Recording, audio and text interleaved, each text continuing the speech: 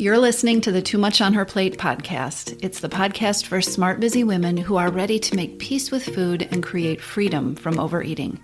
I'm your host, Dr. Melissa McCreary, and before we get started, I have big news for you.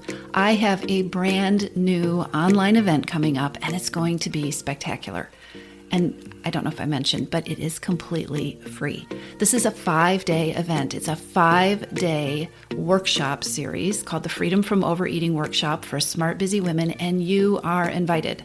This workshop is going to take place June 13th through 17th. It's online. It's going to be about an hour a day. And over the course of the week, I'm going to be teaching you the approach that no one ever taught you before. The one that allows you to lose your overeating and emotional eating habits without the guilt, without superhuman levels of willpower, and without feeling deprived.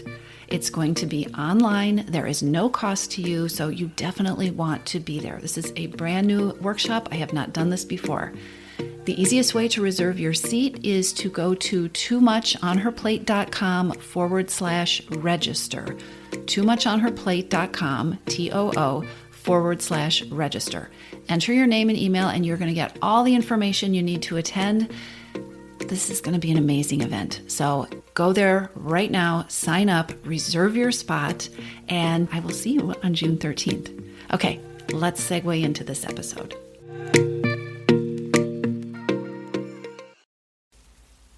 So let's talk about how perfectionism keeps you stuck on the hamster wheel of overeating and how you can escape it, how you can break the pattern. I am talking about perfectionism again on this podcast. I've talked about perfectionism before. In fact, episode 11 is actually all about how perfectionism can trigger emotional eating and overeating. But perfectionism is a stealthy little devil, and there is more to talk about. There's actually a lot more to talk about. I'm sure we're going to be talking about it again in the very near future, so just get ready for that. When it comes to perfectionism, there is just so much to entangle. One of my favorite authors, Anne Lamott, calls perfectionism the voice of the oppressor. The quote that she has, and there is a teeny tiny little bit of language here, so if you have somebody who needs to cover their ears, go ahead. But the quote from Anne Lamott from her book Bird by Bird is, "Perfectionism is the voice of the oppressor, the enemy of the people. It will keep you cramped and insane your whole life, and it is the main obstacle between you and a shitty first draft." If you know Anne Lamott, you know that the shitty first draft is how she encourages writers to get started, to simply begin writing. Just do a crappy first draft. Get past themselves. Get past your fears and your perfectionism so that you can get into action. Because you have to get into action to get anywhere and to move forward and to learn and to grow. Perfectionism is the voice of the oppressor. It will keep you cramped and insane your whole life. And it is the main obstacle between you and a shitty first draft. If you're in your missing piece, then you are very familiar with Anne Lamott's concept of shitty first drafts because we use it constantly. Because it's only when you find the strategies to get past your internalized perfectionism, your often unrecognized perfectionism, it's only then that you can transform your relationship with food and your actual eating habits into something better, something that works for you. And using that concept of shitty first drafts is such a powerful way to just get moving. Oppressive systems benefit from rigid standards of perfectionism. Most of us didn't grow up to value our own inherent messiness. We didn't grow up to value our perfectly human imperfectness and the complete normalness of making mistakes and taking missteps and learning and growing as we do. Many of us have come to have this voice in our head that seems to believe that it is possible to live and to succeed without any of the mess, to be perfect all the time, which of course isn't true and isn't possible. But think for a moment about the thoughts that you might have about how you should, in air quotes, how you should eat. And think about how perfectionism is baked into so many plans that say they are about health and wellness. That Whole30 program, remember that? The Whole30 program tells you that 30 days of 100% compliance are required. And if you slip up, the rules of that program say that you have to start completely over. Think about the other plans that have good foods and bad foods. There are other plans where there are days when you are on plan and cheat days. And who hasn't been on some kind of a weight loss plan and then, quote, screwed up, again, air quotes, so they felt like they ruined it, and then they ate all the chips because they're going to have to start over again on Monday. When it comes to your relationship with food, the idea that you should be able to get it perfect, whatever that is everywhere. And so I'm going to suggest to you that you can only benefit from taking some time today to strengthen your anti-perfectionist muscles. The muscles, and really I'm talking about the thoughts and beliefs that encourage you to step out of the trap that perfectionism will put you in. So I'm going to suggest we strengthen your anti-perfectionist muscles, but really your thoughts and beliefs. Because becoming aware of the thoughts and the beliefs that you have around your relationship with food so that you can choose whether you want to continue to reinforce them and live by them or choose to focus on building other beliefs, this type of thought work is very similar to going to the gym and choosing to focus on increasing your strength or your flexibility in certain areas. So what I'd like to do in this episode is focus on maybe waking up some muscles, i.e. some thoughts and beliefs that run counter to perfectionism. Perfectionism that could be sabotaging, probably is sabotaging your efforts to change your eating and your relationship with food. I'm betting that a part of your brain needs to hear this, whether for the first time or to have it reinforced, because perfectionist belief systems will 100% keep you stuck, frustrated, and doubting yourself. So let's start by getting crystal clear about how perfectionism keeps you stuck on the overeating hamster wheel, because I think your brain needs to hear this and you need to be reminded of some of the stuff that we just take for granted. The first thing that is really important to remember or to realize is that expecting 100% all the time creates burnout and exhaustion, and it depletes motivation. It's also not possible. When you're trying to change your eating and you're approaching food within an all or nothing standard of perfectionism, something could always be better, because 100% isn't possible 24/7. Perfectionism trains us to focus on the undone instead of what's been accomplished. So if it isn't all, it tends to feel like nothing. When you are inside of perfectionism, you feel like there's always more that could be done, and you shortchange yourself when it comes to acknowledging and celebrating the smaller milestones and the successes that happen along the way. Whether you're trying to lose weight or stop overeating before bed, perfectionism is going to lead to minimizing what you actually do accomplish, and because of that, it eventually leads to discouragement and even burnout. Here's another thing. The pressure to be perfect leads to procrastination. Have you ever wondered why it is so common to start over on Monday or tomorrow and not to just simply keep moving forward? It's because perfectionists see success as an all or nothing proposition. A misstep means it's ruined.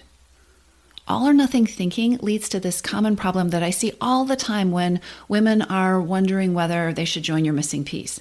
What happens is the goal that they see for themselves is all or nothing.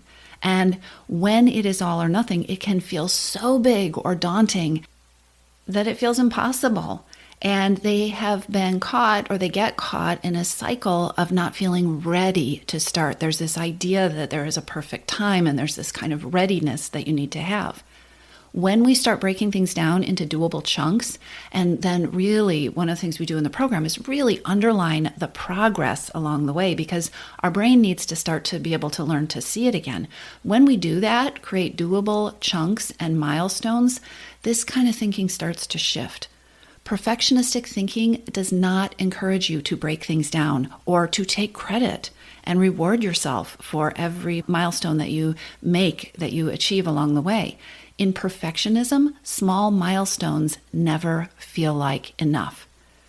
And when there's only one success point, and when the grading system is that you either get an A or an F, it is so easy to feel overwhelmed by big dreams or goals or projects or ideas, and then to procrastinate even getting started because it's too much work, and because within that perfectionistic framework, the fear of failure, because you either get an A or an F, that fear of failure is so strong. So it's pretty clear that, another way that perfectionism keeps people stuck in overeating cycles is that perfectionism erodes your self-confidence and your self-esteem. One of the biggest sources of motivation and momentum is that experience that you're doing something that is working. It's the experience that you're getting somewhere, that you're moving toward your goal. Because perfectionistic thinking is based on it only counting when it's perfect, only counting when you get there, it's very all or nothing. And as I said, milestones along the way tend to get discounted or not counted at all, right? You've seen this happen. You can do 100 things right, in air quotes, right, all day long. You can do 100 right things. But if you eat that extra chocolate chip cookie, your day is ruined. Nothing counts. Not only does your progress feel like it just got ripped out from under you, but so does any confidence in yourself, in your ability to do this thing that you might have built up that day. This is the price of perfectionism. Embedded in this myth of perfectionism is the belief that it is actually possible to be perfect, and that if you aren't achieving this perfection, you're falling short. I cannot tell you how liberating the concept of doing it imperfectly and moving forward knowing it is okay if you don't get it perfect, and it's okay if it's a crappy first draft. I can't tell you how liberating that concept and reinforcing that concept has been for members of your missing piece. And I also cannot tell you how often we do need to reinforce this and how often we need to come back to this and repeat it, because perfectionism runs deep. One of the very powerful things that happens in the program is that you see perfectionism from a different vantage point, and by the way, with a lot more compassion when you see it in others. There's this thing about perfectionism that when we experience it within ourselves, when we hear that little voice in our head telling us why we need to be perfect, it feels perfectly reasonable. And when we start to see that same kind of pattern unfolding in another person, we can start to see the unreasonableness of it and the inhumanity of it in a whole different way. It is such a great way to dismantle these perfectionistic belief systems that really are holding so many women back. Which brings me to another big way that perfectionism can keep you stuck in overeating, and that is that being a perfectionist is isolating, and it tends to limit your support system, which then can reinforce perfectionism. Here's the thing. Perfectionists avoid asking for help because feeling like you're not, quote, measuring up, end quote, that leads to isolation. It leads to a tendency to hide what a perfectionist is going to think of as failures, right? And when you feel like you have to hide because you're not measuring up, you're not doing good enough, then you miss out on seeing what's going on from that different perspective. You miss out on getting someone else's perspective, or sometimes even from just getting help. Perfectionism comes with a lot of shoulds, right? Like, you should have figured this out by now. What is wrong with you that you can't figure this out? You should be able to go it alone. So perfectionism can keep people very isolated and stuck, because when you're isolated, you just tend to repeat and reinforce the same kind of thinking and the same kind of habits and the same kind of attempts to get unstuck, which haven't been working. One of the reasons that it is so important to be reminded of the price of perfectionism is that rigidity. Perfectionistic thinking makes you rigid. It creates tight, restricted thinking instead of the kind of flexible, nimble, creative problem solving that allows you to grow and to succeed and to solve whatever it is you're trying to solve for, whether it is wanting to change your eating or stop emotional eating or lose some weight or something completely different. The fear of getting it wrong limits your ability to take risks. The negative judgment that a perfectionist associates with mistakes is going to short-circuit your ability to look at a situation creatively or to tweak or to adjust or to just, build a better mousetrap. It keeps you from looking at those, quote, bad days or those plans that didn't work for you as growth opportunities. Instead, they're just failures. In perfectionism, you failed and now you need to start over. Outside the trap of perfectionism, you can look at how you could make adjustments, how you could keep going, how you could learn about what did work or what is working for you, and how you can make adjustments so that you can just get better and better at creating peace with food. Okay, so what can you do when you see the effects of perfectionism on you and on your eating? The first thing is to remember that this is a process, and it is an imperfect process. Changing the way that you think, changing your approach, breaking out of old patterns is going to be an imperfect process. And that is okay, and that is human, and that is absolutely normal. Every time you challenge your inner perfectionism, you are going to grow more flexible and more able to step outside of it. So just to get started, here are some things that you can start to play with and practice. Part of this process is simple awareness. So one of the first things you can do is put all good and all bad thinking and shoulds are something to be aware of. Put those things on your radar. It is so easy to fall into the all or nothing mindset of a perfectionist without even realizing it. So you want to work at noticing how and where this kind of thinking shows up in your life. Where does it tend to be really automatic?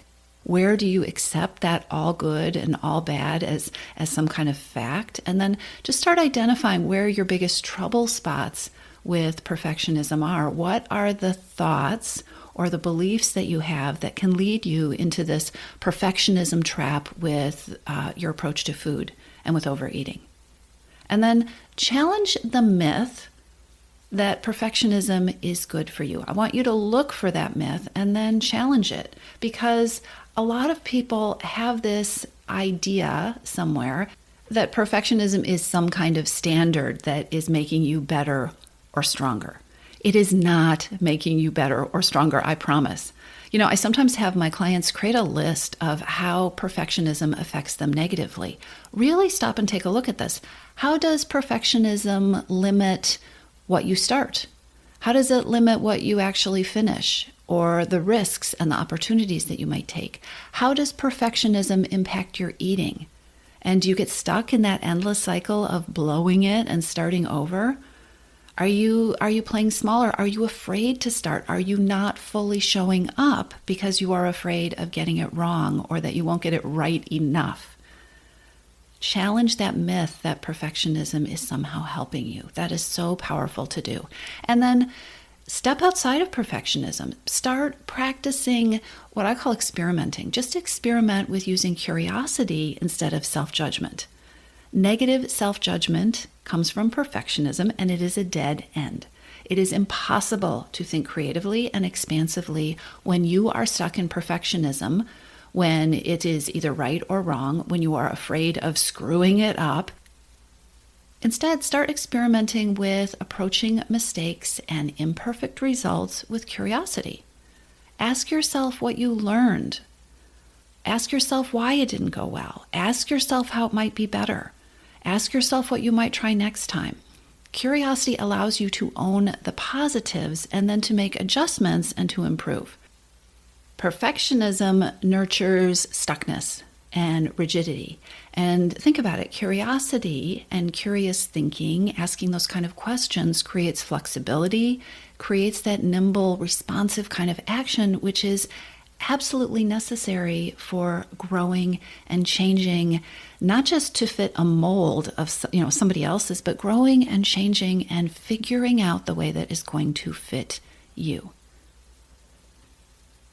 Another thing that can be really helpful for challenging perfectionism is to create some new believable thoughts. If you're a perfectionist, you are hearing some version of "it's not good enough" inside of your head probably thousands of times a day. So you can play with creating a new mantra or thought, to something that you can tell yourself, something that you find believable, and you can start practicing a new mindset. So some of the thoughts my clients have chosen include things like, simply saying, "I'm doing my best, I'm doing my best, I'm doing my best," or "done is better than perfect," or "of course it isn't possible to get it perfect every time." What you want is something that you believe, a thought that is believable to you, that you can kind of push back at those perfectionistic thoughts with. This is what I'm not going to focus on, the perfectionistic thought. I'm going to focus on this thought. And then the final thing to play with to escape this hamster wheel of perfectionism and overeating is to simply commit to keeping on. Keeping on. Life and your eating are not games of chutes and ladders. Remember that game where you have one roll of the dice and it sends you all the way back down the chutes to start? You have to start endlessly over again, right? In life and with your eating, there is always just a next step, a next choice, a next opportunity to choose how you are going to talk to yourself, or to choose how you seek comfort, or to choose how you address your feelings, or to choose what you do when you find yourself standing there staring into the pantry. Peace with food and freedom from overeating happen one imperfect step at a time. And no one has ever arrived at that destination by being perfect. In fact, that might be one really great thought for you to practice. No one ever achieved peace with food and freedom from overeating by being perfect. Let's leave things with Anne Lamott and let's reprise that quote one more time. Perfectionism is the voice of the oppressor. And you, I believe, deserve better.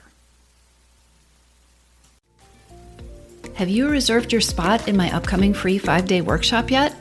The 5-day Freedom from Overeating workshop for smart, busy women takes place online June 13th through 17th, and you want to be there.